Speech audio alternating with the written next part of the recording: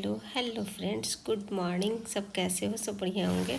और इस समय अभी बज रहा है, टाइम हो रहा है 6 और 6 बजे मेरे घर का साफ़ सफाई झाड़ू पोछा सब हो गया। और आज बारिश तो सबसे उठे हैं, जब से उठे हैं तब से ही बारिश शुरू है।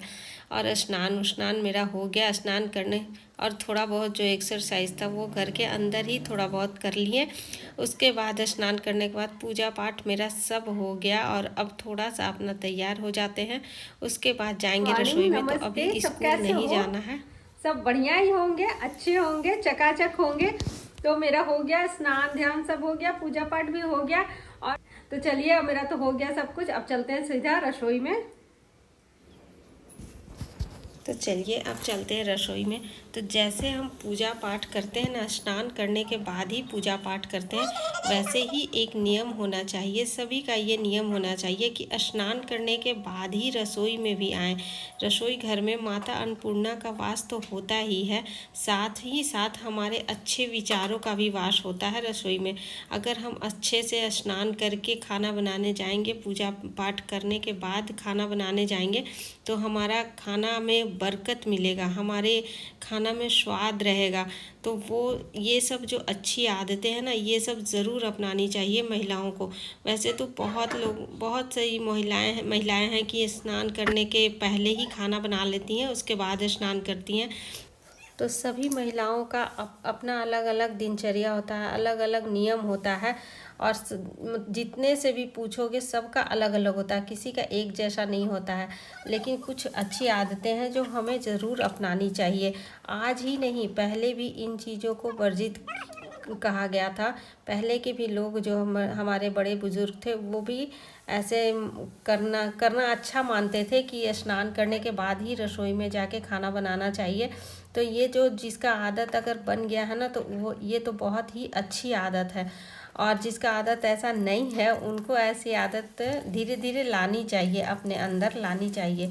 तो भोजन से ही हमारे विचार बनते हैं और बिगड़ते हैं। इसीलिए तो हमारे बड़े बुजुर्ग ने कहा है, जैसा अन्न वैसा मन। ये तो बहुत ही पुरानी कहावत है, और ये कहावत यूं ही नहीं है, ये कहावत सही भी है। तो एक बात और हमारे बड़े बुजुर्ग कह गए हैं, जैसे रखिए शुद्धि, वैसे बढ़ेगी आपकी बुद्धि। मतलब जितना आप शुद्धि रखिएगा उतना ही बुद्धि बढ़ेगा और उतना ही बरकत मिलेगा। और दाल जब धोते हैं ना, तो उसका पानी फेंकते नहीं है। कोई भी पौधा में डाल देते हैं तो पौधा के लिए बहुत लाभदायक होता है। हम तो फेंक देंगे तो बस बह जाएगा, लेकिन प्लांट में बहुत ज़्यादा फायदेमंद होता है ये पानी। सुबह का नाश्ता वास्ता सब हो ही गया था। उसके बाद अब दोपहर का खाना का तैयारी चल रहा है। तो आज दोपहर का खाना थोड़ा सा ये बनाएंगे, क्योंकि आज ही भर खाना है लहसुन प्याज। कल हो जाएगा तिरोदशी और परसों से हो जाएगा कलश स्थापना। तो कल से ही तो तिरोदशी है, तो कल से ही छूटेगा लहसुन प्याज, और फिर अब छूट ही जाएगा, 10 दिन तक नहीं चलेगा। तो बस। और हाँ फ्रेंड्स, चूल्हे पर का बच्चों को कभी नहीं देना चाहिए खाने के लिए, और खुद भी नहीं खाना चाहिए। यही सब जो आदत है ना हम लोगों की, हम महिलाओं की, यही सब आदत ना मेरे अपने पति को, मेरा, बच्चों का विचार बदलता है। महिलाओं को ना ये सब आदत ज़रूर सुधारनी चाहिए अपनी। चूल्हे पर का तो बिल्कुल भी नहीं खाना चाहिए। मतलब चढ़ा हुआ खाना को चम्मच से लेके चख लेती हैं। बहुत सी महिलाओं का ये आदत होता है कि चम्मच से लेके चख लें कि खाना अच्छा बना है या नहीं, नमक उसमें ठीक पड़ा है या नहीं। तो ये सब आदत नहीं मतलब ये सब अच्छी आदत नहीं है। पहले का भी बड़े बुजुर्ग कह गए हैं, मान्यता है ऐसा कि जो भी ऐसा खाना खाता है चूल्हे पर से चख लेता है, उसका सोचा हुआ काम कभी नहीं होता है।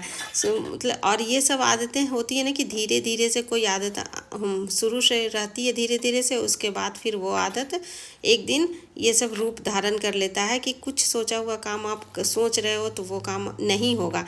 और कुंवारी लड़कियों का ऐसा माना जाता है ना कि कुंवारी लड़कियां अगर चढ़ा हुआ चूल्हे पर से का खा लेती हैं, तो फिर उनका तो शादी ब्याह में बहुत लेट होता है, ऐसा मान्यता है।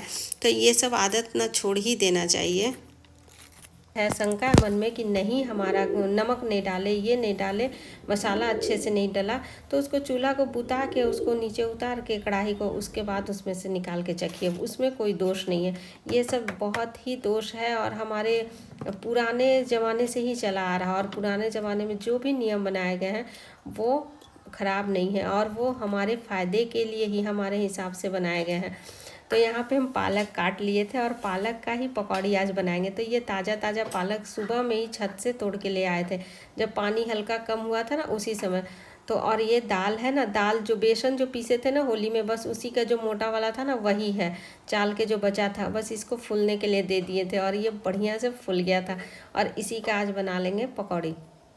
और चावल का आटा इसमें थोड़ा सा मिला देंगे क्रंचनेस के लिए। तो चावल का आटा या फिर अरारोट ही सब मिलाते ही हैं, तो इससे ज़्यादा अच्छा क्रंच आता है, या फिर कॉर्नफ्लोर, ये कुछ भी मिला देने से इसमें क्रंचनेस बहुत ज़्यादा आता है।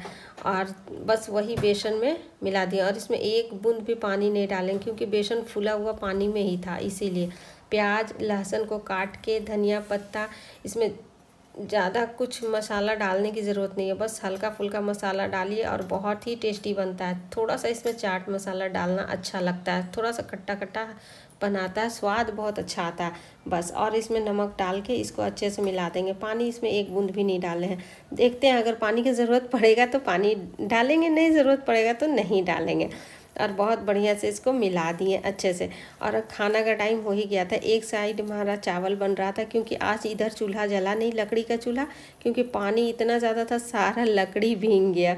और लकड़ी अंदर हम किए हैं, थोड़ा सा किए हैं, लेकिन अंदर करने से कोई फ़ायदा नहीं है क्योंकि चूल्हा भी भीग गया। चूल्हा तो वैसे ढक दिए हैं लेकिन फिर भी भीग गया है, तो वो जलेगा नहीं, बहुत धुआं धुआं होगा, इसीलिए हम नहीं जलाएं।